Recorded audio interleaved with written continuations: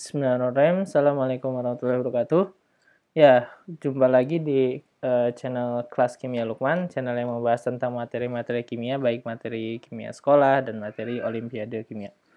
Ya, sesuai dengan janji saya ya di IG, ya insya Allah kali ini kita bakalan mengupas tuntas mengenai kimia organik.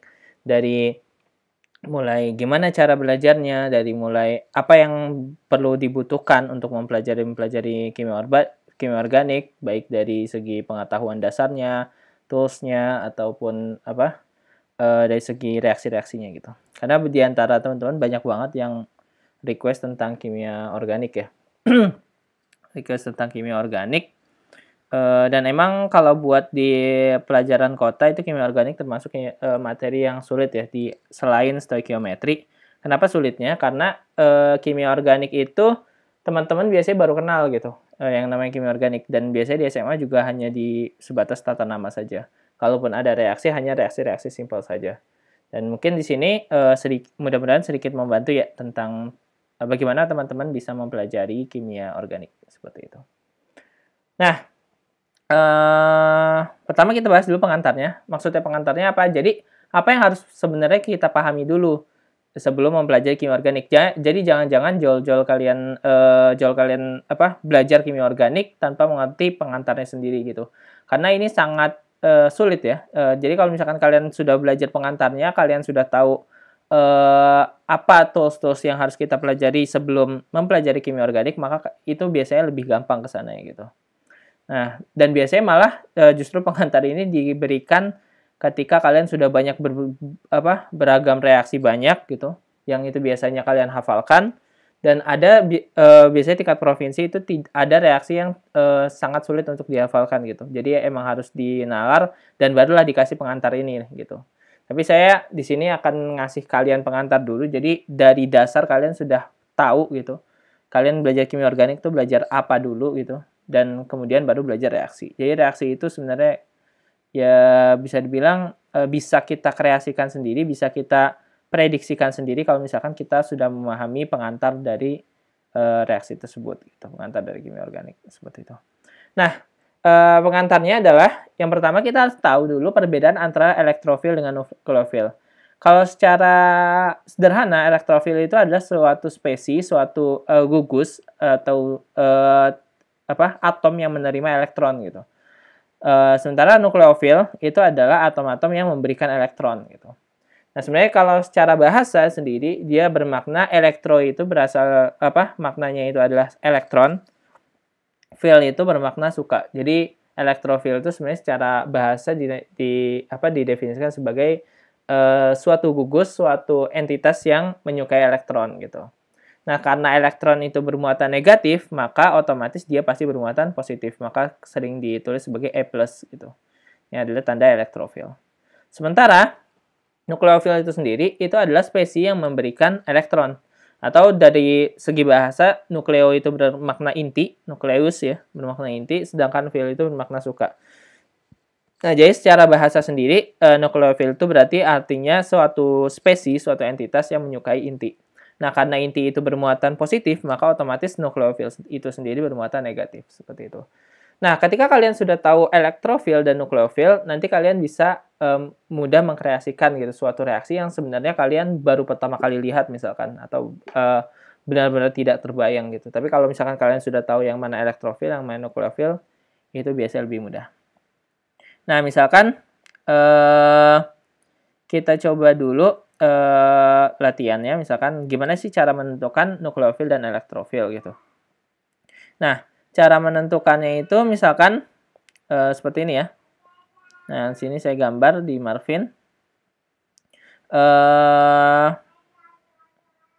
Misalkan kita punya bentuk seperti ini. Nah, terus di sini ada bentuknya seperti ini. Misalkan bentuknya seperti ini. Nah, di sini ada Nah, ini OH ya. Nah, di sini kita pengen tahu nih, yang mana sih nukleofil, yang mana elektrofil gitu. Nah, sebenarnya nukleofil atau elektrofil itu nukleofil itu seperti definisinya ya. Jadi definisinya kita bisa lihat kembali lagi ke definisinya. Jadi definisinya itu adalah nukleofil itu adalah suatu yang memberikan elektron. Jadi kalau misalkan dia memberikan elektron, otomatis dia harus punya PB alias pasangan elektron bebas. Sementara elektrofil itu adalah suatu spesies yang menerima elektron. Berarti dia harus memiliki kerapatan yang positif ya. Kerapatan elektronnya berkurang gitu. Sangat rendah gitu. Bisa bilang seperti itu. Jadi sebenarnya kalau misalkan dari teori asam basa bisa kita bilang nukleofila itu adalah suatu basa Lewis. Sedangkan suatu elektrofil itu adalah suatu asam Lewis. Jadi bisa kita tambahkan di sini ya. Jadi elektrofil itu adalah suatu asam Lewis. Asam Lewis. Sedangkan nukleofil itu adalah suatu basa Lewis. Nah, jadi dari sini juga kita bisa lihat bahwa untuk penentuan elektrofil dan nukleofil kalian bisa lihat dari sifat asam basanya, apakah dia bersifat asam Lewis atau bersifat basa Lewis di sini. Nah, seperti itu. Nah, terus kembali lagi kita masuk ke sini. Nah, bagaimana caranya kita menentukan dia itu elektrofil atau nukleofil? Nah, pertama yang harus kita lakukan adalah dia punya elektron bebas atau tidak yang bisa didonorkan tentunya. Nah, kalau misalkan kita lihat di sini Marvin itu punya ini gratis, jadi bisa kalian download di Marvin Sketch gitu. Cuman harus daftar dulu biasanya sih. Nah, di sini kita lihat lone pair-nya. Nah, ini kita gedein aja.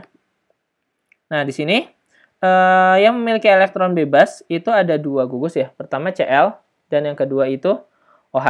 Nah, cuman kalau misalkan kita lihat di sini, yang kemungkinan bisa didonorkan itu cuma OH. Kenapa? Karena Cl itu tidak mungkin mendonorkan di sini karena dia kan ikatannya dia cuma satu ya.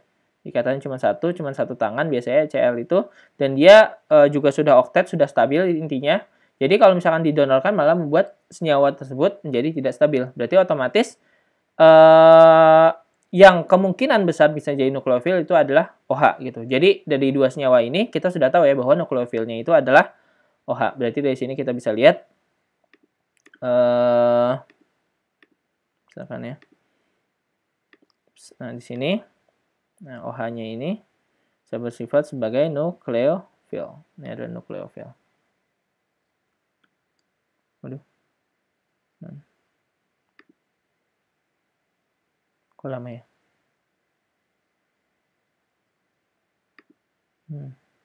Nah, nukleofil. Nah, ini nukleofil. Nah, sementara di sini kita harus lihat elektrofilnya itu bagian mana ya. Jadi elektrofil itu sebenarnya kalau misalkan kita lihat, jangan lihat itu sebagai suatu gugus, keseluruhan molekul, tapi lihatlah dari sisi gugus-gugusnya gitu. Jadi elektrofil itu dilihat dari gugusnya, kira-kira bagian mana yang bisa elektrofil gitu. Nah, elektrofil tadi bisa kita bilang bahwa dia spesies yang menerima elektron. Kalau dia menerima elektron, dia harus bermuatan positif ya, supaya elektronnya mampu. Nah, kalau dia bermuatan positif, maka kerapatan elektronnya itu harus rendah. Di antara semua atom di sini, yang kerapatan rendah itu cuma di bagian sini doang. Kenapa di bagian sini kerapatan rendah? Karena di sini ada Cl. Cl itu kita tahu bahwa elektronegatifannya sangat tinggi, sehingga dia bisa menarik kerapatan elektron ke daerah Cl. Sehingga kerapatan elektron di C bagian sini itu akan rendah. Maka otomatis di gugus ini itu adalah bisa kita sebutkan sebagai elektrofil. Nah, ini adalah gugus elektrofil. Elektrofil.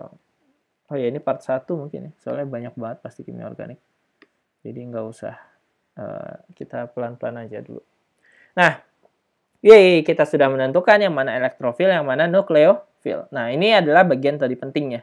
Gitu. Jadi, nah untuk reaksinya, nah nanti bisa kita lanjut ke ini selanjutnya. Nah, ini elektrofil dan nukleofil. Nah, terus misalkan kita pengen lihat sesuatu yang lain, misalkan suatu senyawa lain, misalkan ya. Senyawanya seperti ini saja. Nah, apa nih? Metilamin.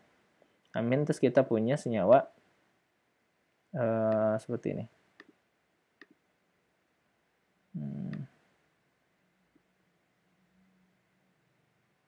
Cl. Nah, di sini. Nah, di sini bagaimana nih nukleofil dan elektrofilnya? Nah, di sini juga sudah jelas ya bahwa nukleofilnya itu pasti NH2, sorry. Ini pasti NH2. Kenapa disebut NH2? Karena dia mendonorkan elektron ya. Sangat mudah mendonorkan elektron. Sementara yang elektrofilnya itu ya tentu saja karbon yang ini gitu. Elektrofil. Nah, dari sini kita sudah bisa menentukan dengan mudah ya, yang mana nukleofil, yang mana elektrofil. Seperti itu. Dan nanti ada reaksi-reaksi lain yang mungkin lebih ribet ya. Nanti kita ambil contoh aja di soal-soal OSK atau mungkin nyampe ke OSP yang bisa kita lihat mana yang nukleofil, yang mana elektrofil. Nah, ini kita simpan saja dulu. Elektrofil, nukleofil. Nah,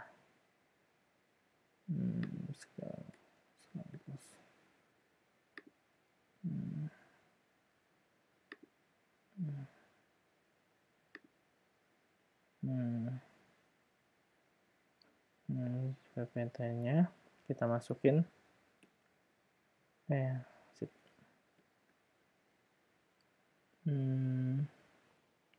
Nah, ini nanti PPT-nya mungkin bisa di-share ya. Nanti saya iniin link-nya aja. Di res search.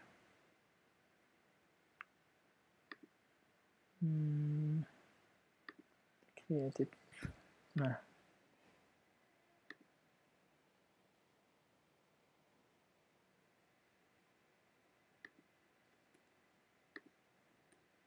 Nah, sip. Ini jadi ketahuan ya, ini elektrofil dan nukleofil dan sebagainya. Jadi kita ambil contoh. Ya, seperti itu. Nah, ini termasuk ilmu yang penting ya. Jadi kalau misalkan kalian sudah tahu nukleofil dan elektrofil, maka kalian sebenarnya bisa dengan mudah menentukan kira-kira reaksinya seperti apa, bentuknya seperti apa, dan sebagainya. Seperti itu. Kita ambil contoh dari buku atau dari ini. Nah, misalkan kita ambil contoh dari ini saja. Apa?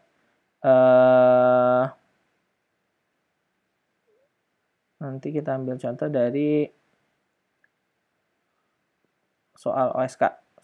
Misalkan soal OSK tahun 2019 misalkan atau 2018 lah, yang ini sudah lama. Nah, misalkan kita masuk ke OSK tahun 2018 ya.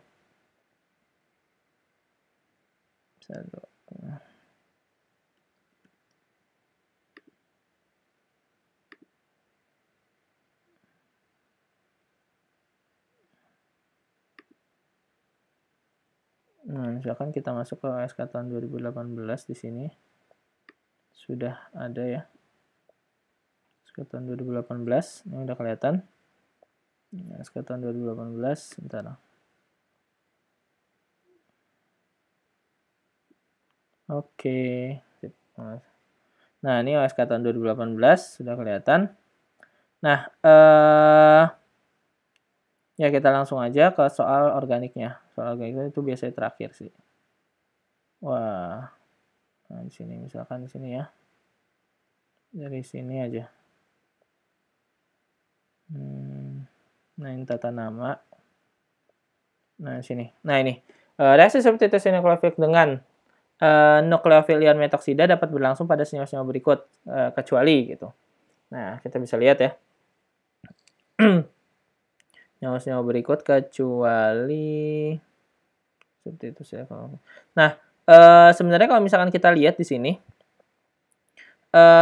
kita harus bisa menentukan elektrofilnya. Ini sebagai contoh aja, kita bisa menentukan elektrofilnya mana, nukleofilnya mana. Tapi ini udah ketahuan ya bahwa nukleofilnya kita gunakan adalah CH3O. Sementara elektrofilnya yang mana? Nah, kalau misalkan kita lihat, kita ambil dari senyawa-senyawa ini ya. Ini apa? 2-bromobutana, terus pentanon, terus ethanoic acid, terus etil klorida, dan siklopentanol. Kira-kira mana sih nukleofil dari masing-masingnya? Nah,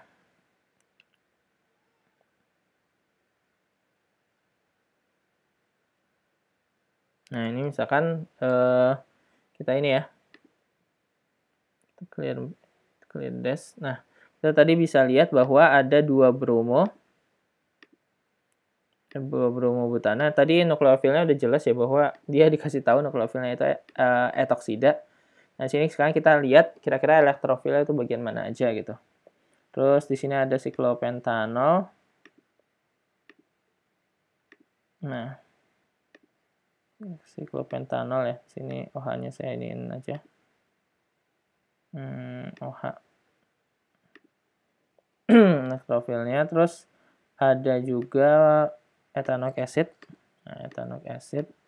Sini ethanoic acid. Nah, ini ethanoic acid. Terus ada lagi yang ini.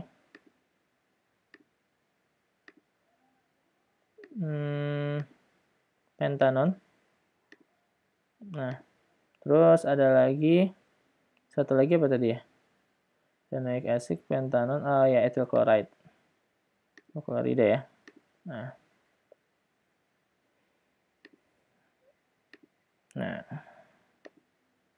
Sorry. 200 ya. Nah, di sini kita bisa nentuin kira-kira mana sih yang bagian elektrofilnya ya. Jadi kita bisa lihat ya bahwa elektrofilnya itu adalah suatu atom yang memiliki kerapatan elektron itu sangat rendah. Nah, dari sini senyawa pertama kita lihat bahwa elektrofilnya itu adalah di bagian sini ya. Ini udah jelas elektrofilnya. Nah, kenapa ini elektrofilnya di sini? Karena kita lihat di sini ada Br ya. Memiliki kerapatan negatifan tinggi, tentu saja dia akan menarik kerapatan elektronnya sehingga di sini terlihat positif. Nah, seperti itu. Nah, itu yang pertama. Yang kedua itu elektrofilnya itu di bagian mana? Sini H ya. Biar yang kedua itu elektrofilnya di bagian mana?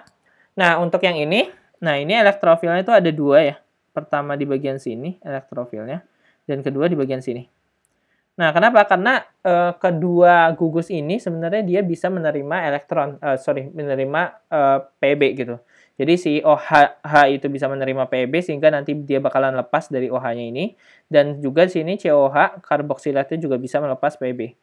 Gitu, bisa menerima Pb gitu. Karena di sini kerapatan elektronnya sungguh tinggi ya, sangat tinggi. Nah, seperti itu. Nah, sementara kalau yang ini itu tentu saja di sini sama kayak yang tadi. Kalau yang ini itu di sini. Kalau yang ini juga ada dua, pertama di sini dan kedua di sini, seperti itu. Nah, jadi bisa aja dalam suatu molekul itu ada dua gugus, ada dua zat yang kemungkinan itu jadi elektrofil atau dua zat tersebut kemungkinan tersebut jadi nukleofil. Jadi nggak mesti satu gugus itu cuma satu elektrofil, satu kemungkinan elektrofil, tapi bisa juga 2, 3 atau 4. Atau bisa sebanyak mungkin sebenarnya. Nah, tapi biasanya kita milih, kira-kira bagaimana sih di antara dua gugus ini, misalkan sini ada dua ya, di antara dua ini kira-kira yang berpeluang terbesar menjadi elektrofil itu yang mana gitu. Dan itu tergantung dari nukleofil kita gitu. Nah, kalau nukleofilnya itu lebih cenderung untuk suka ke bagian elektrofil yang ini, maka otomatis elektrofilnya yang ini gitu. Tapi kalau misalkan molekul kita cenderung untuk suka elektrofilnya yang ini, maka dia cenderung maka elektrofil kita yang ini gitu. Dan itu depends on bergantung pada nukleofil kita gitu. Nah, di sini kita bisa lihat ya bahwa di sini nukleofil kita itu adalah CH3O-. Nah, ini dia bilang reaksi substitusi nukleofil dengan nukleofil ion metoksida itu dapat berlangsung pada senyawa-senyawa berikut kecuali, nah kita lihat di sini ya. Nah, nanti kita belajar reaksi substitusi nukleofilik. Ya, jadi intinya kalau dari kata-katanya ya substitut itu artinya menggantikan. Jadi bagaimana si metoksida ini itu dia bisa menggantikan gugus-gugusnya gitu. Nah, kira-kira yang mana nih? Nah, sebenarnya yang paling memungkinkan untuk bisa menggantikan itu adalah yang A. Itu yang paling mungkin. Kenapa? Karena di sini nukleofilnya langsung mengarah ke Br di sini, dan itu biasanya Br-nya langsung lepas gitu. Nah, yang tidak mungkin itu adalah kalau misalkan dia itu gugusnya itu tidak tersubstitut, tidak tergantikan gitu. Jadi artinya apa? Kita harus mencari gimana suatu zat yang nukleofilnya itu tidak bisa tergantikan gitu. Bukan nggak bisa tergantikan, tidak bisa tersubstitusikan gitu. Yang elektrofil tidak bisa tersubstitusikan. Jadi kalau misalkan kita lihat di sini, dari sini ya, kita bisa lihat di sini CH3-. Nah, di sini OCH3-. Nah, di sini OCH3-. Kira-kira gimana nih? Dia bisa menyerang kemana? Oh, dia bisa masuk ke sini. Berarti otomatis nanti BR-nya itu bisa tergantikan dengan dia. Karena dia nukleofilnya.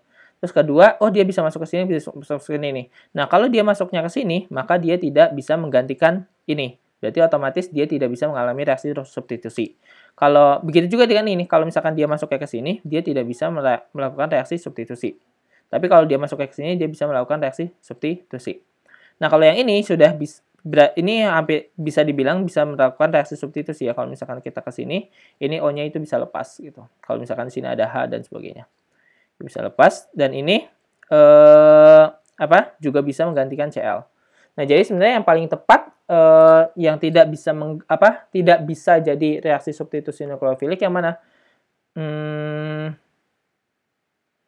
Banyak kemungkinan sih ini bisa karena nanti dia bakal ngambil H, maka otomatis dia hanya mengambil H saja, jadi ini tidak bisa tergantikan karena ini ya, dia nggak bisa langsung nyerang ke sini karena dia pasti lebih cenderung untuk nyerang ke bagian H ini.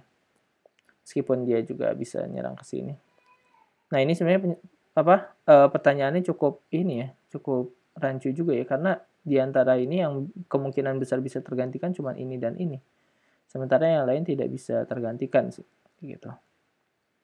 Nah, ini ada 3 molekul yang tidak bisa tergantikan nih. Jadi bagian ini, dan bagian ini. Jadi harusnya pertanyaannya sebenarnya kurang tepat sih, bisa dibilang karena dia kecuali ya, yang benar-benar tidak bisa reaksi substitusi nukleofilik dengan nukleofil ion metoksida dapat berlangsung pada senyawa berikut, kecuali ya yang paling memungkinkan itu adalah C gitu. Kenapa? Karena C-nya itu di situ ada asam ya. Ada asam, dan kalau misalkan kita lihat di sini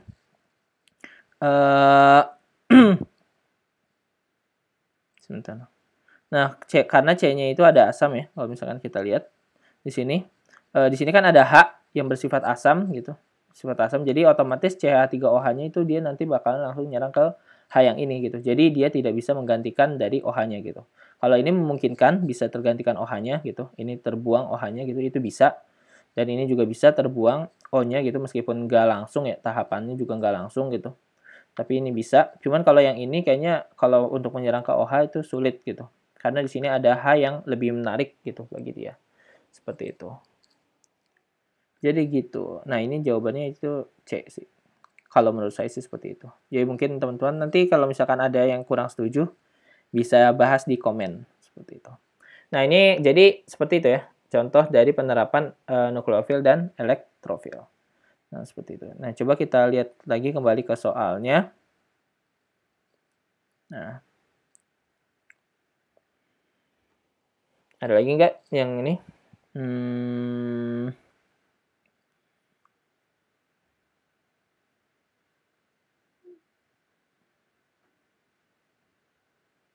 Nggak ada sih kayak gini. Seperti itu. Atau ini nih. Nah, ini bisa nih. Yang mana sih kira-kira yang nukleofil, yang mana yang elektrofil. Nah, kalau misalkan kita lihat di sini, nomor 30 ini, senyawanya itu adalah 2-metil 2-pentena dengan direaksikan dengan Br2 dengan H2O. Nah, ini berarti reaksi yang bertahap ya. Pertama direaksikan dulu dengan Br2, kemudian ditambahkan dengan H2O. Ini biasanya Br2 dengan pelarut H2O sih. Gitu. Tapi nanti ini kita juga belajar di reaksi adisi ya. Ini. Tapi kita saat ini fokus buat belajar elektrofil dan nukleofil dulu. Seperti itu. Nanti semoga besok bisa upload lagi, bahas yang lain. Nah, kita lihat nomor 30 ya, 2-metil pentana dengan Br2 dengan H2O. Nah, lihat di sini. 2-metil pentana. Sini 2-metil penta 345. Nah, 2-metil pentana dengan Br2. Br2-nya itu seperti ini. Dan H2O. Nah, seperti ini.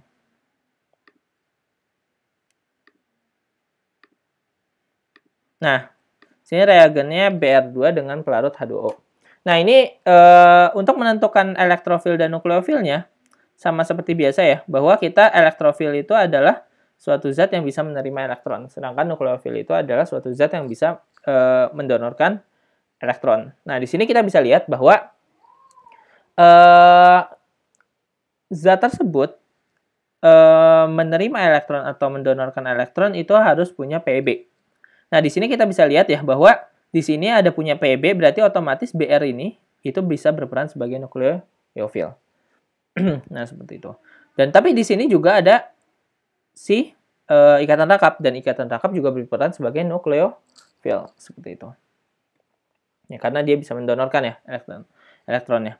Nah, terus karena di sini ada dua nukleofil, ini kemungkinannya ada dua nukleofil, Br2 bisa, dan ini ikatan rangkap juga bisa, maka siapakah nukleofil yang sebenarnya gitu?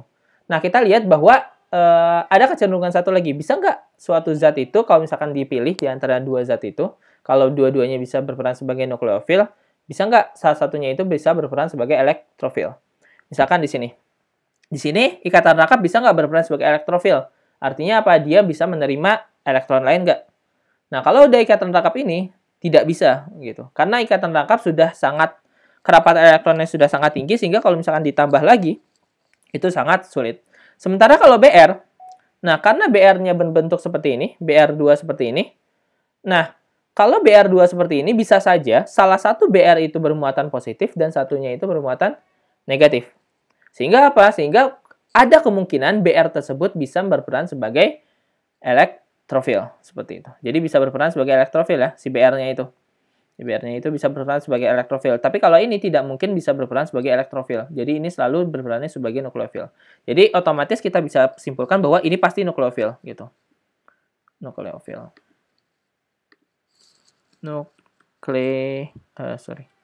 Nukleofil.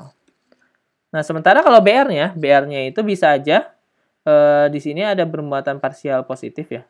Bisa aja di sini bermuatannya parsial positif. Artinya apa? Elektronnya itu lebih banyak di Br yang di sini gitu. Karena kalau Br kan dia punya gaya dispersi London ya. Jadi gaya dispersi London itu nanti sebenarnya kalau misalkan teman-teman udah belajar itu dia bisa elektronnya itu bisa bergerak kemana-mana dan akhirnya bisa menyebabkan kerapatan yang berbeda antara dua gugus yang dua atom yang sama gitu. Jadi Br-nya di sini bisa bermuatan parsial positif di sini ya. Misalkan sini bermuatan parsial positif, delta positif. Dan yang kanan itu bermuatan delta negatif atau parsial negatif. Oke.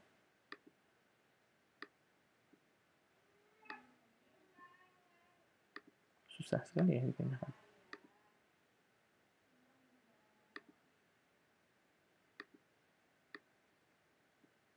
Susah banget ya dipindahkan. Nah, ini delta positif.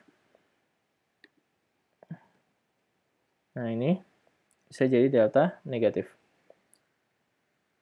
Bisa delta negatif. Nah, kalau misalkan dia bisa berubah jadi delta positif dan delta negatif, otomatis karena dia delta positif, maka dia bisa berperan sebagai elektrofil. Di sini saya bisa berperan sebagai elektrofil. Elektrofil. Jadi ini Greek. Elektrofil. Nah, seperti itu. Nah, jadi kita sudah bisa menentukan yang mana nukleofil, yang mana elektrofil. Seperti itu. Nah, sehingga jadi nanti otomatis kita tahu dia nukleofil, dia tahu elektrofil. Nanti pelajaran selanjutnya itu adalah bagaimana caranya nukleofil itu nanti nyerang ke elektrofil. Gitu. Seperti itu. Tapi itu udah masuk ke reaksi. Kita baru bahas pengantarnya saja. Nah, seperti itu ya. Itu adalah penentuannya. Nah, nanti H2O gimana nih? H2O harus ada di reaksi selanjutnya sih. Nanti bisa berperan sebagai nukleofil dan elektrofil. Seperti itu. Nah, itu sebagai contoh singkat saja. Nah, terus itu adalah bagaimana caranya kita menentukan sebagai suatu elektrofil dan suatu nukleofil.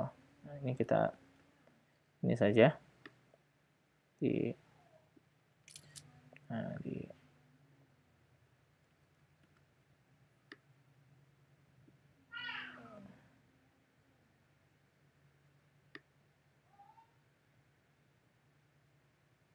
Nah, ini kita nentuin nukleofil dan elektrofilnya.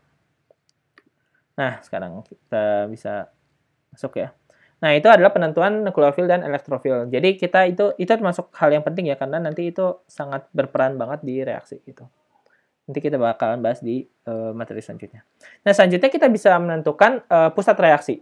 Nah, pusat reaksi itu apa? Pusat reaksi itu reaction center ya. Itu merupakan tempat yang memiliki kemungkinan besar akan terjadi reaksi. Jadi kalau misalkan kita lihat, kalau misalkan kita tahu pusat reaksi dari suatu senyawa, maka otomatis kemungkinan besar di tempat tersebutlah kemungkinan bakalan ada perubahan, entah itu substitusi kah, entah itu eliminasi kah, entah itu adisi kah, dan sebagainya. Itu reaksi-reaksi ya, reduksi, oksidasi, dan sebagainya. Pokoknya disitulah tempat kemungkinan besar terjadi reaksi. Jadi kalau misalkan teman-teman punya suatu molekul yang besar, teman-teman nggak usah bingung terhadap suatu besarnya molekul tersebut. Teman-teman cukup lihat pusat reaksinya kira-kira di mana. Dan ketika teman-teman tahu pusat reaksinya, maka teman-teman tinggal rubah aja kira-kira jadinya apa sih gitu. Di gugus ini jadinya apa sih, seperti itu. Nah, nanti pusat reaksi ini biasanya ditandai dengan kerapatan elektron yang terlalu tinggi atau terlalu rendah. Nah, jadi ini ya. Jadi otomatis kalau terlalu tinggi, dia bisa jadi kerapatan elektronnya terlalu tinggi, dia jadi nukleofil. Kalau kerapatan elektronnya terlalu rendah, dia jadi elektrofil. Nah, berarti otomatis pusat reaksi itu biasanya berkisar antara nukleofil atau elektrofil dibanding ini. Nah, kerapatan yang berbeda dapat ditandai dengan keberadaan gugus fungsi. Nah, ini suatu tools ya yang bisa kita pakai. Jadi, kita bisa lihat bahwa nanti pusat reaksi itu di sini kita bisa lihat misalkan di sini kira-kira pusat reaksinya di mana sih? Kita lihat yang kerapatan elektronnya paling beda sendiri ya. Oh, di sini kerapatan elektronnya paling rendah nih, maka di sini kita simpulkan sebagai pusat reaksi. Nah, di sini kerapatan elektronnya paling rendah di sini. Wah, di sini pusat reaksi nih. Wah, di sini kerapatan elektronnya paling tinggi nih. Wah, ini berarti pusat reaksi. Nah, begitu juga dengan ini. Wah, ini kerapatan elektronnya tinggi di sini. Wah, berarti ini pusat reaksi nih. Kayak gitu, seperti itu. Jadi sebenarnya penentuan elektrofil dan nukleofil itu bisa kita simpulkan juga bisa menentukan pusat reaksi gitu. Meskipun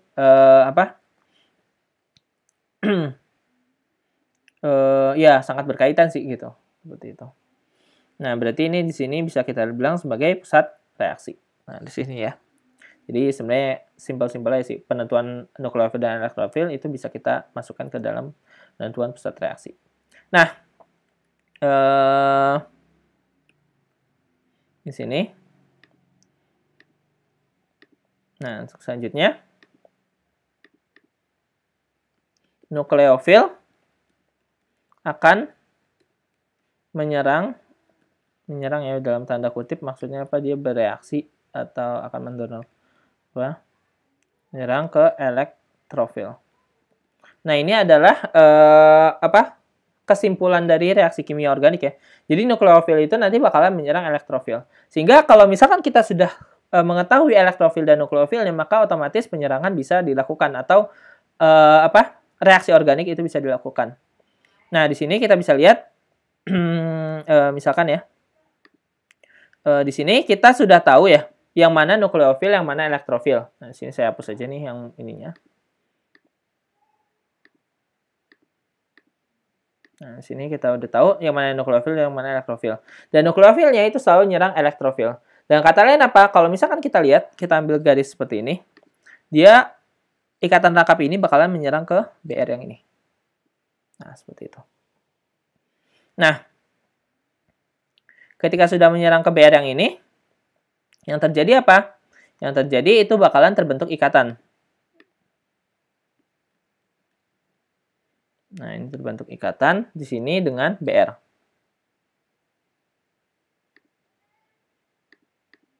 Nah, ini terbentuk ikatan dengan BR.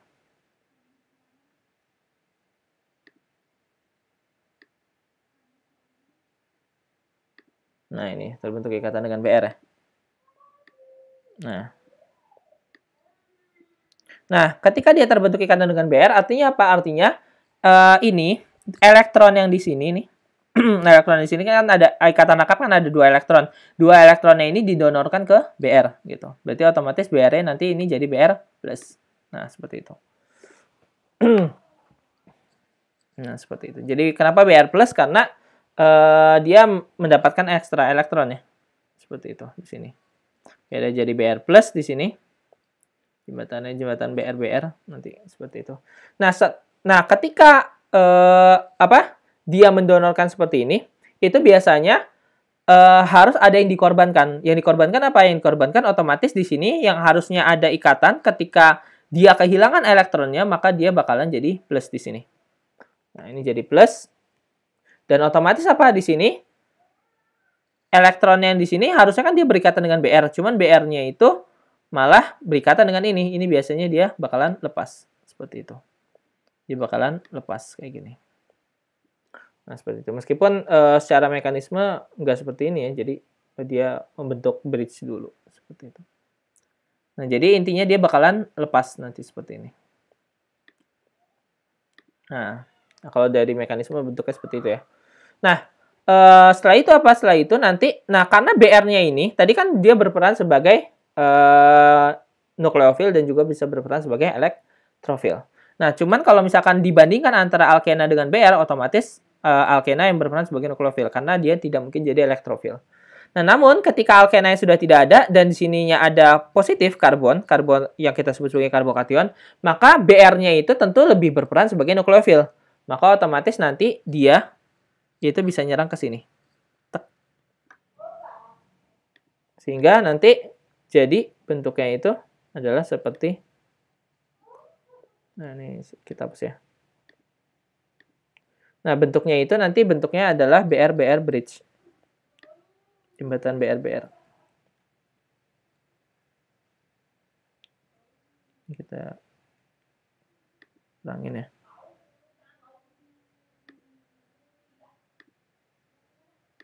Nah, ini dia bakalan nyerang ke sini. Nah, ini tinggal dihabisin saja. Nah, seperti itu ya. Jadi bentuknya seperti ini ya. Kenapa? Kenapa seperti ini? Karena ketika suatu zat itu kehilangan ikatan rangkapnya, maka otomatis yang terjadi apa? Yang terjadi dia bakalan jadi positif di sini. Nah, seperti itu. Nah, setelah itu apa? Berbentuk BR bridge, maka otomatis di sini dia tinggal melepaskan dari finishing touch dari BR-nya saja. Dia nanti bakal lepas. Nah, ini iniin lagi. Nah, ketika dia lepas, yang terjadi apa? Yang terjadi adalah bentuknya itu adalah BR bridge.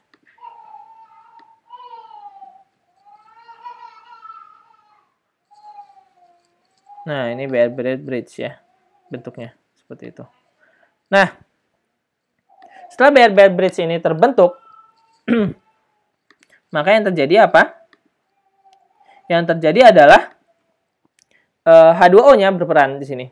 Di sini, BR itu elektronegatifannya tinggi. Berarti otomatis di sini kerapatan elektronnya rendah. Nah, di sini kerapatan elektronnya rendah.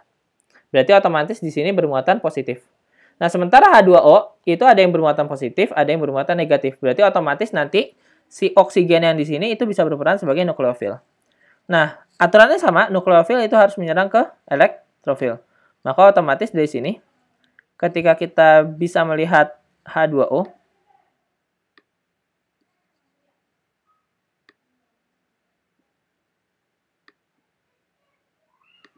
kita bisa melihat H2O. Nah, sini. Maka dia akan menyerang ke yang kerapatan elektronnya itu lebih tinggi. Nah, di sini, antara dua ini, kerapatan elektronnya yang lebih tinggi yang mana? Yang bisa lebih tinggi itu adalah yang bagian ini. Kenapa? Karena dia bisa lebih tinggi, tapi dia bisa distabilkan kerapatan elektronnya oleh atom-atom sekitarnya gitu. Yang kita bilang itu namanya karbokationnya lebih stabil lah, bisa dibilang kayak gitu. Jadi kerapatan elektronnya lebih tinggi, lebih stabil di sini, maka otomatis dia bakalan menyerang ke sini. Terus ini nanti bakalan ke atas. Sehingga di sini secara akhir tuh bentuknya seperti ini.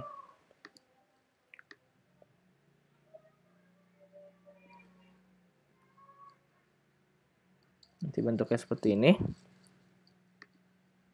Ini hapus, ini hapus. Ini OH.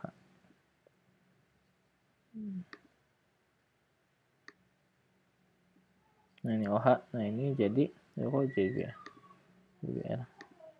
Nah, seperti itu. Nah, inilah produk yang bakalan terbentuk. Jadi seperti itu. Jadi dengan memahami elektrofil dan nukleofil, kita sedikit banyak itu bisa belajar. Seperti itu. Oke, mungkin itu aja. Ya, mungkin untuk kesempatan kali ini sekian aja untuk materinya ya. Oh ya, saya mau ngasih tahu sesuatu bahwa ada program ya di kelas kimia Lukman. Programnya itu pelatihan OSK. Sebentar. Programnya itu pelatihan OSK ya, pelatihan OSK. Ininya ada di apa? IG, posternya ada di IG. Sini kita iniin aja posternya.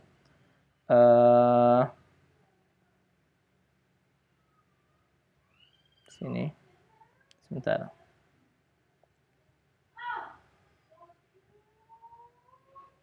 Nah, ini rincian paketnya ya. Sorry. Nah, ini rincian paketnya. Nah, di sini kita bisa lihat ya bahwa di sini ada ini posternya ya. Posternya ada di IG juga, kelas kimia Lukman. Nah, ini pelatihan online nih ada 3 paket ya. Ada paket hemat, ada paket basic, ada paket pro. Paket hemat itu biayanya 900.000 untuk pelatihan 30 jam. Nanti kalian bakalan dapat rekamannya ya. Bakalan dapat rekamannya nanti diupload di YouTube secara unlisted. Jadi kalian bisa mengaksesnya gitu. Hanya kalian saja yang bisa mengaksesnya. Terus ini juga ada paket basic. Ada paket basic yang biayanya 1 juta ya. 1 juta yang 1000 K. Jadi 1 juta itu pelatihannya 35 jam ya. Terus sedangkan di sini ada paket pro, yakni biayanya 1,2 juta gitu. Itu ada pelatihan 35 jam terus ditambah latihan soalnya ada 180 soal. Nah, 180 soal itu nanti kita bagi menjadi 9 modul. Jadi tiap modul itu ada 20 soal. Jadi nanti kalian sistemnya kayak tryout ya. Jadi tiap soal itu di waktu itu mungkin bisa 1 sampai 1,5 jam waktunya. Terus kalian kerjakan di situ nanti dikoreksi gitu, seperti itu. Jadi ada ininya, nanti kalian dapat soalnya, kalian dapat pembahasannya juga gitu. Jadi pembahasannya tidak masuk ke dalam pelatihan ini gitu. Jadi cuman masuk ke dalam pembahasan tertulis saja gitu. Dan rekamannya kalian tentu juga dapat. Ini tanggal 18 sampai 24 Mei ya, berarti 2 hari lagi. Jadi pendaftaran tinggal hari ini dan besok. Nah, ini untuk pembayaran bisa ke rekening BNI Syariah atas nama saya sendiri. Terus WA kalau misalnya butuh informasi atau kirim juga bukti transfernya ya. Terus kalau misalkan butuh informasi juga silakan aja. Nah, secara penjelasan secara detailnya di sini ya. Di sini kalian tinggal klik aja. Bukan klik. Tinggal kunjungin saja di bit.ly/penjelasan POK. Dan di sini nanti keluar file PDF-nya. Di sini fasilitasnya ini biayanya sekian. 900.000 ini 1 juta, ini 1.200.000. Nah, ini deskripsinya pelatihan daringnya itu 30 jam ya. 5 jam kali 6 hari. Jadi kita cuman per harinya itu cuma 5 jam. Biar enggak Zoom fatigue juga, biar enggak pusing juga gitu. Jadi cuma 5 jam saja. Itu dari jam 8 sampai jam 11, kemudian dilanjut dari jam 1 sampai jam 3 sore. Nah, ini 35 jam. Sementara ini sorry ya. Ini harusnya 35 jam bukan 40 jam. Ini harusnya belum diedit nih 35 jam nih 5 kali 35 nih 9 paket kali 20 soal. Ini materinya KSK semua, jadwalnya terlampir ya. Nanti paket soalnya itu 10 paket soal, 2 kali kuis plus 1 tes akhir, terus nanti 10 paket ini 9 paket soal harusnya bukan 10 paket soal. Ini video rekaman ada, penilaiannya ada, pembahasan kuisnya juga ada ya, seperti itu. Nah, terus platformnya itu kita pakai Google Meet ya. Jadi kita pakai Google Meet, insya Allah lebih stabil ya dibandingin Zoom.